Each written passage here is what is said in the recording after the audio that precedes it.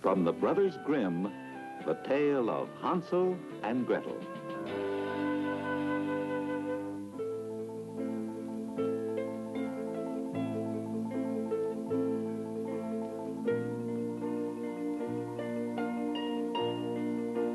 Once upon a time, at the edge of a great forest, there stood a cabin that belonged to a poor woodcutter. He lived with his two children, a boy and a girl whom he dearly loved, and with the children's stepmother, who had no love for the children at all. One night, the boy, Hansel, tried to awaken his sister Gretel. He could overhear his father saying that there was not enough food for them all to eat. What's to become of us? We had little enough to eat before. Now, with this famine in our land, how are we going to feed the children? We no longer have enough for ourselves. Listen to me. Tomorrow we will take both the children into the wildest part of the forest and give each a bit of bread. Then we will return home and leave them there for good.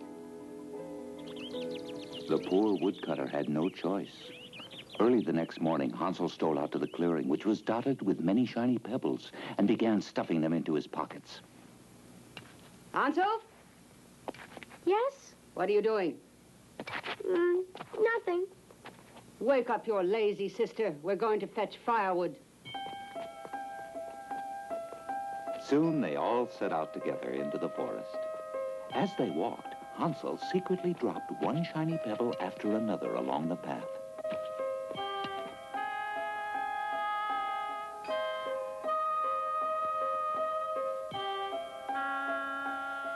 Later, as the sound of the woodcutter's axe echoed through the middle of the forest, Hansel and Gretel played happily. They had eaten their little bit of bread and now were alone, except for a curious rabbit who'd never seen children before. The children didn't know they were alone. They thought their father was nearby chopping wood. That sound, though, was not an axe, but only a branch the woodcutter had tied to a dead tree. All day long, the wind blew it to and fro. When night came, Gretel grew frightened and began to cry. She wondered how they'd ever get out of the forest. Hansel comforted her. Don't cry, Gretel. When the moon comes out, we'll find our way back home. Later, when the moon had risen, silvery moonbeams danced upon the shiny pebbles that Hansel had dropped along the way. The pebbles glistened like newly minted silver coins. Hansel took his little sister by the hand and followed the pebbles that pointed the way. Soon they were out of the forest and racing along a familiar ledge that led to home. The children's father, who had worried about them from the start, was the first to hear them coming. Hansel, Gretel! Father!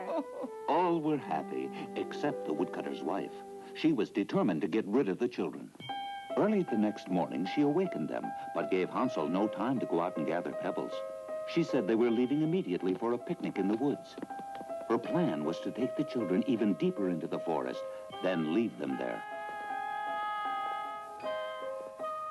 Having no pebbles, Hansel broke little bits of bread from the small piece he had received and dropped them along the path, unaware that birds were following close behind, eating the crumbs.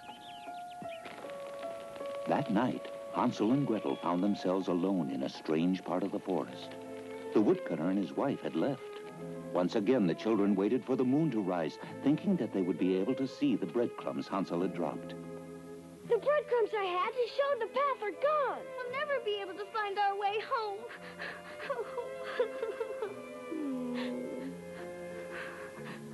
Don't cry. We'll find our way back home, Gretel. You'll see.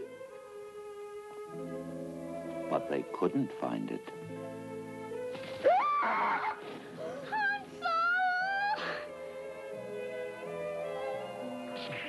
A snake! No, just a branch.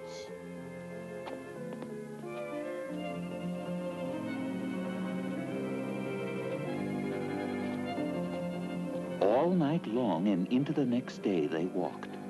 Then, when they thought they could scarcely take another step... Is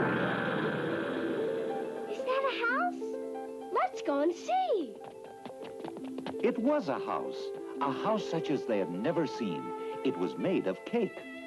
The walls and roof were covered with whipped cream and candy. The door was made of spun sugar. Lemonade leaped from a fountain. Hansel and Gretel were so hungry that Hansel broke off a bit of the roof to eat, while Gretel plucked a giant lollipop. Is that a mouse who eats my house? We're awfully sorry. We didn't mean to eat your house, but we're so hungry. Oh, poor dears, all alone in the forest. Please, come eat with me.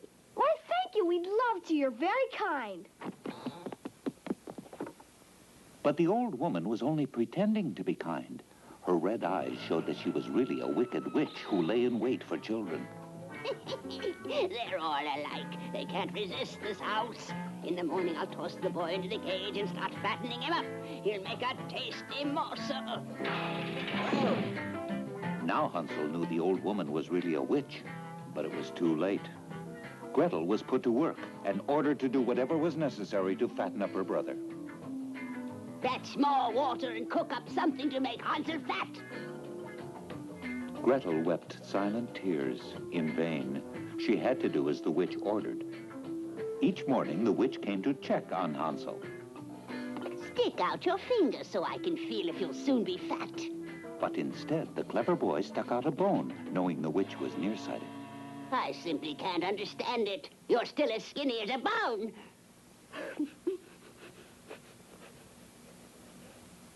After 4 weeks of this, the witch's patience was exhausted. I won't wait another day. Gretel, make a fire. We're going to bake. Gretel started a fire in the oven, tears spilling down her cheeks, for she knew the witch was planning not to bake bread, but her brother and her.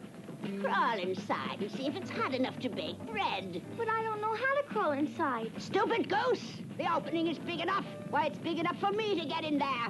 Look. See? Gretel saw very well. This is exactly what she had planned. Oh, dreadful child, what have you done? I'm melting!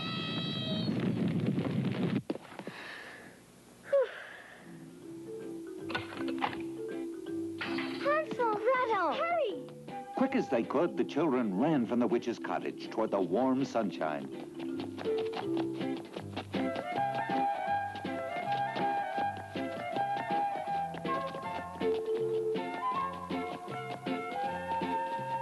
Soon they reached a wide stream with no bridge across it. But a helpful swan told them that if they would climb on his back, he would take them where they wanted to go.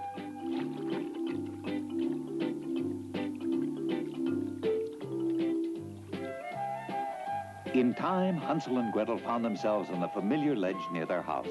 Imagine how happy they were after weeks away to be home.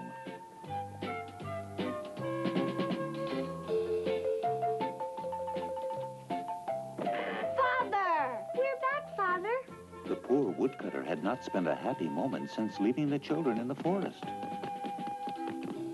Your stepmother died last week, children. We three will never be separated again. It was good to be together again. Hansel and Gretel remained by their father's side forever after.